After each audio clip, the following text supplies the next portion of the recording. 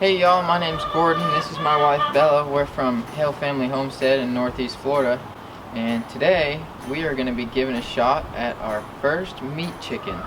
We've had them for about 8 weeks now. 8 weeks, and today is the day. Start to finish video here on how we butcher our 10 Cornish cross chickens. So here we go. Because today is the butcher day, we have not fed them for 24 hours. 24 hours. We stopped feeding them. Well, we didn't feed them yesterday. Right, and hopefully that'll get their digestive tract clean so we don't have that getting into the meat. Obviously that all comes out when you butcher it. So we got a pot of water going at 149 degrees right now. It's actually too hot, but 149 degrees is the temperature that you want to scald your chicken in. That is the perfect temperature. And right behind us we have this handy dandy chicken plucker. We got it off of Amazon, and we can link that in the description box if you're interested. This plucker can do also turkeys, right? So yeah, so this plucker is, the reason why we went with this model is because it's big enough to do turkeys. And one day we want to be able to do turkeys of our own. So this plucker can handle that. Yeah, we knew that this plucker would be the best bet in the long run.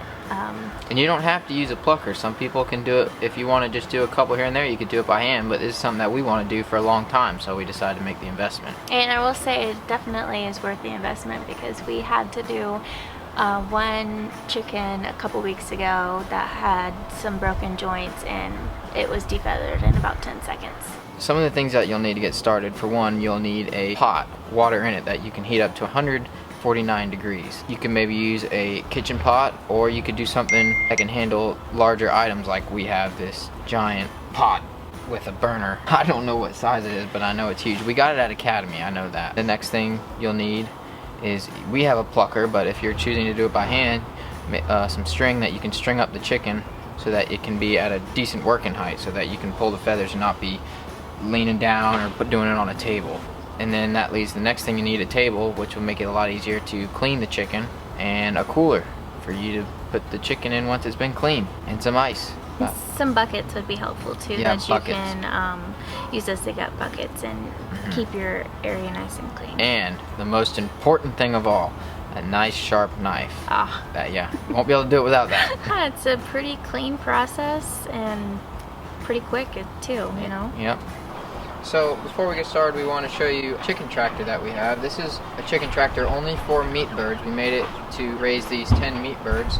It's nothing really special about it. It's about 5 feet by 6 feet. I'm 5'3", so this is a little bit taller than me. 2x4s and 2x6s, some chicken wire. I got a door right here, metal roof. It took me about one good day to build this thing. We've got wheels on the back and a rope on the front, so you can kind of drag this thing. It's kind of heavy, but gets the job done. We've got a board going across in the middle for you to hang your feeder and your water.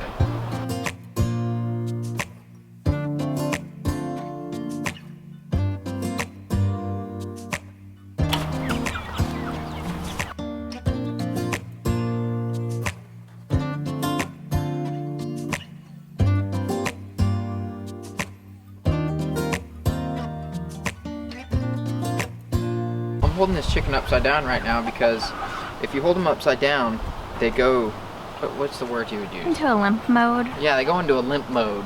So as long as you hold them nice and calm and hold them upside down, they kind of calm down a little bit.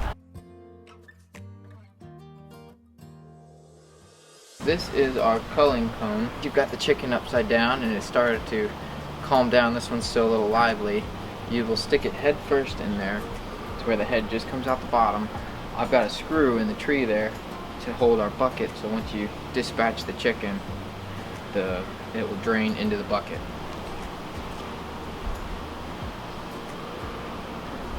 But you get its head coming out, and you can see he's kind of starting to calm down. I'll have to probably pull his head through a little bit, which is going to liven him up.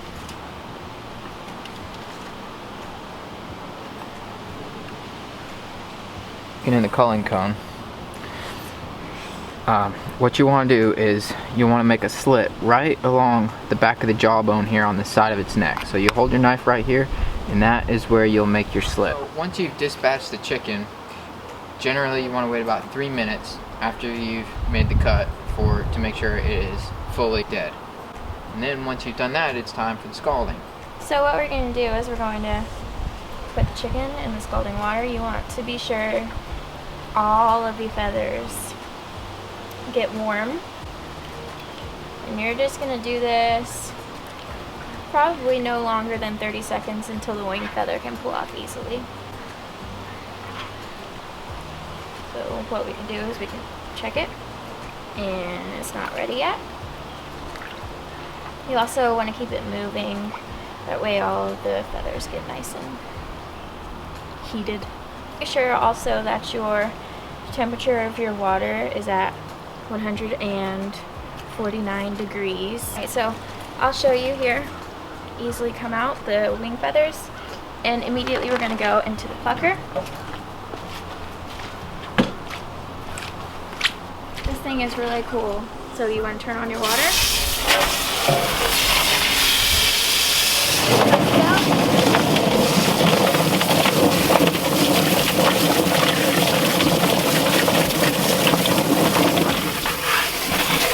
That's all it takes. And sometimes we found that a couple of the tail feathers seem to be the ones that have a problem, but pretty much you've got a naked bird. First thing you gotta do is get the head off. So if you had some nice stainless steel shears, it would work really good. Unfortunately, we don't have that. Make sure you don't cut any bone with your knife, because that will dull the blade quickly, and just pull it off. Some people like to save the neck meat. I don't want any neck meat. What you do is you'll make a slit, cut around the neck. My knife's already dull. I didn't sharpen it. Cut around the neck, just cut the skin.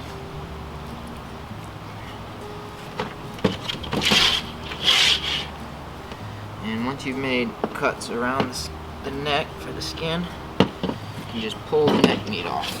If you want the neck meat, there's the neck meat. We don't want it, so we're just gonna cut that off. So, next step you want to do is get the legs off.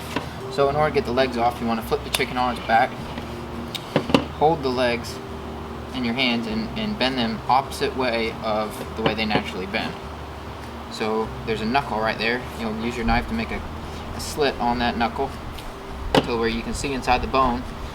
Once you can see inside, you want to cut that cartilage. Don't cut the bone. That's going to dull your knife. Just cut the cartilage.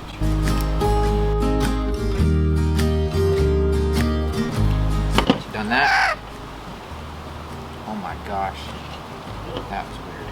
So once you've done that, cut the leg off. You're not going to believe what just happened. What? I pushed down on its stomach and it went bok. It went like, I swear it was weird. Once you got the legs off, next step is to open up the chicken. So you want to grab this skin right here, right above the vent, and make a slit. Once you've done that, you want to open that thing up where you can get all the guts out. Careful when you're doing that you're not puncturing the intestines or stomach. You don't want to get all that on your meat. Once you've got this thing opened up, you want to reach in there and break all the connective tissue.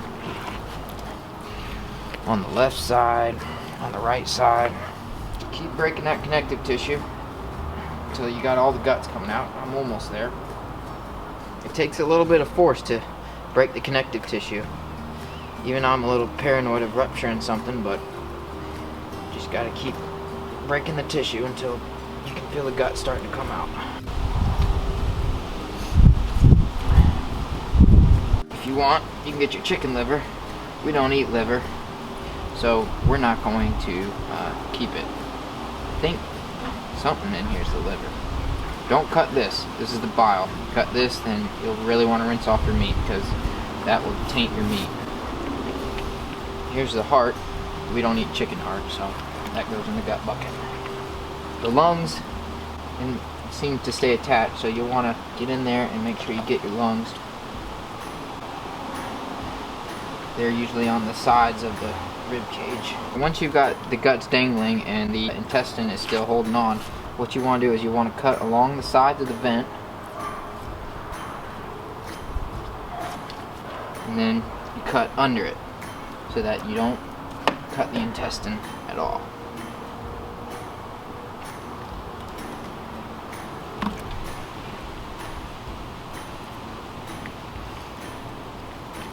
Once you've got all the guts out, you just want to give it a nice good cleaning.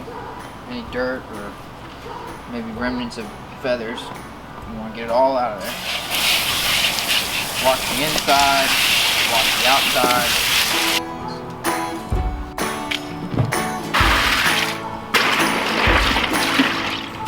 I had to put the glove on because these guys are not very happy.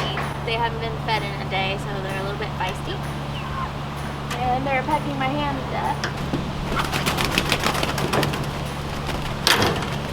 It's easier for me to grab it by one leg and then have the second one in.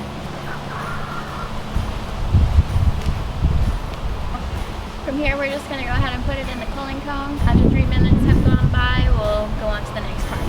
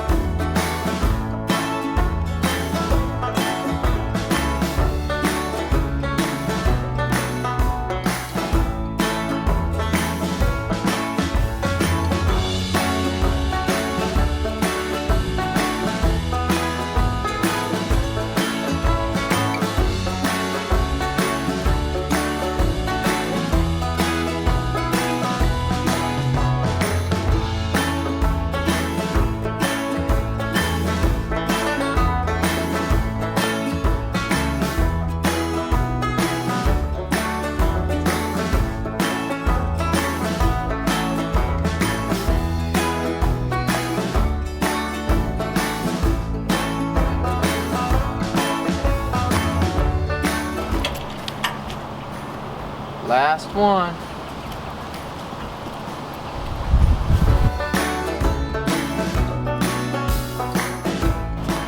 Best for last, huh, buddy?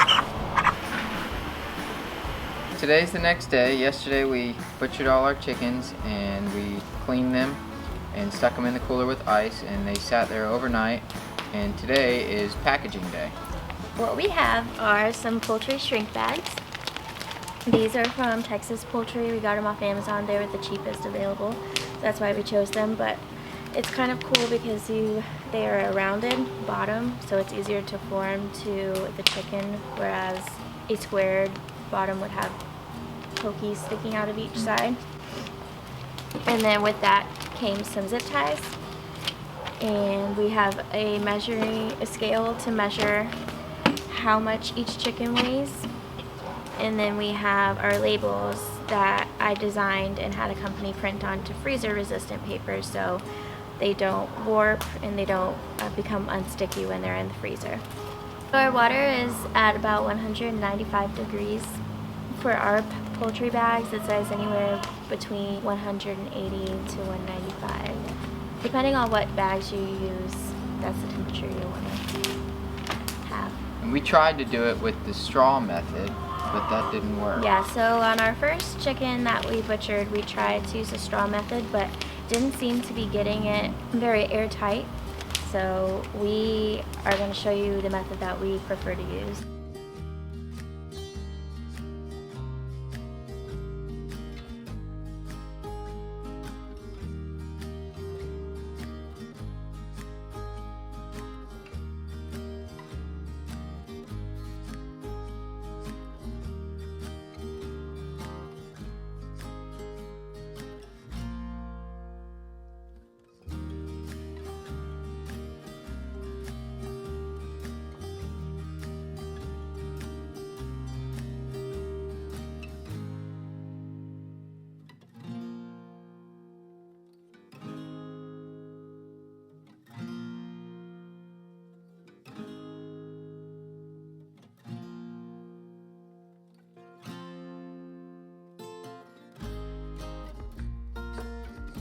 We got them all packaged up. We're all done. All of our 9 chickens are ready to go into the freezer. Our largest chicken came out to be 6 pounds, 13 ounces, and our smallest one was at 5 pounds, 5 ounces. So I think we did pretty good for our first time. I'd say it's did pretty all right. Decent size. It's just the two of us in the house right now, so we can eat a lot of meals off of one chicken. I'd say we're very pleased. It was our first time doing this and we had success, so I don't think we could ask for much more than that. Yeah, so. And it was overall a clean process, easy to do, and we'd suggest it for anybody that was wanting to do it. You can start out small like we did. Originally, we had only wanted to do 5. We ended up going with 10, and I think we are happy in the end with doing 10, but we suggest starting out small if it's your first time.